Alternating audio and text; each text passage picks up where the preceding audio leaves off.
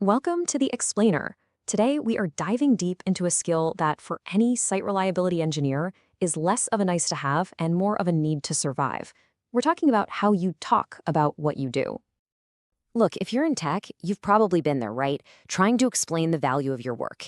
But for SREs, this isn't just some occasional challenge. It's a fundamental professional skill you have to get good at and fast. And let's be clear, the stakes are incredibly high. This isn't just about, getting a budget approved for a new tool. We're talking about the literal survival of your team and carving out your identity within the entire company. So how do you actually have these make or break conversations?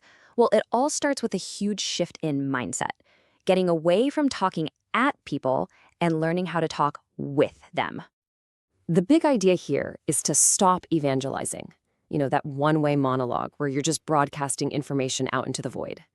The goal is to move to true advocacy, which is all about a two-way street. It's about creating a genuine dialogue, a real feedback loop, where you're actually listening. Okay, so let's get practical. Here's a powerful tool to kickstart that dialogue. A precisely vague definition of SRE. And the whole point of it isn't to be the final word. Nope. It's designed specifically to crack open the door to a real conversation. And here's the really cool part. When you put this definition out there, people latch onto totally different words. Someone on a team that's completely burned out, they're going to hear sustainable. A team struggling to get respect, they'll focus on discipline or engineering. And that right there, that's the magic of it. By framing it this way, you're not forcing your agenda on them. You're letting them pick the keyword. You're letting them open the door to the conversation that is most important to them, right here, right now. All right, so you've opened the door. Now what? How do you make sure your ideas actually land and have an impact? The answer, as it so often is storytelling. Humans are just wired for stories.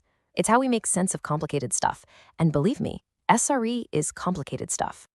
And the good news is you don't have to invent this from scratch. You've got a whole toolkit of story types you can pull from. You can tell a before and after transformation story, or maybe a surprise story about something you discovered in a postmortem.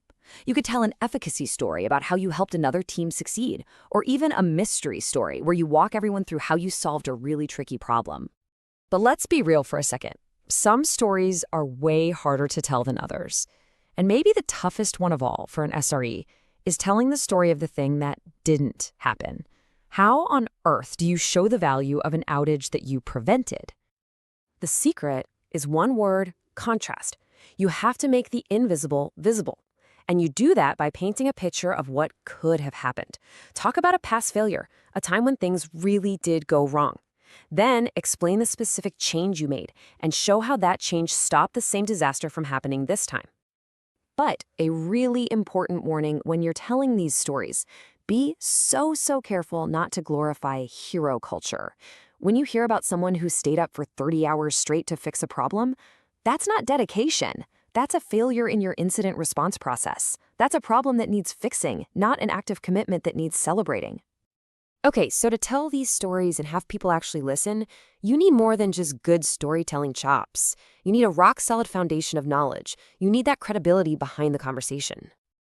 And that brings us to probably the number one question people ask about SRE. I mean, it comes up all the time, people debate it endlessly, but the source material we're digging into today is crystal clear on the answer. Yes, 100% yes. You absolutely have to know how to code. And the reason is actually pretty simple. At the end of the day, SRE is about the reliability of software. If you don't have a fundamental understanding of how that software gets built, your ability to figure out all the ways it can break is going to be seriously limited. And it's not just about slinging code. Your credibility really rests on a few other key pillars. You've got to understand distributed systems and all the weird and wonderful ways they can fail. You need to be comfortable with statistics so you can make sense of all that observability data. And of course, you need the bedrock stuff, core OS and networking concepts. But here's where things get really deep. Once you have that technical foundation in place, the conversations about SRE can and absolutely should go way beyond just the tech. We have to remember that none of our systems exist in a vacuum. They're all what you'd call socio-technical systems. They involve people, culture, and processes. So if your outage story is only about servers and databases and things with blinking lights, your story is almost certainly incomplete. And this idea, it just blows the whole definition of reliability wide open. All of a sudden, you're asking totally different questions.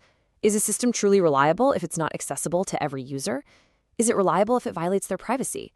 It pushes the entire conversation into this much bigger, more human-centric space. So let's bring it all home. The source author said something really powerful.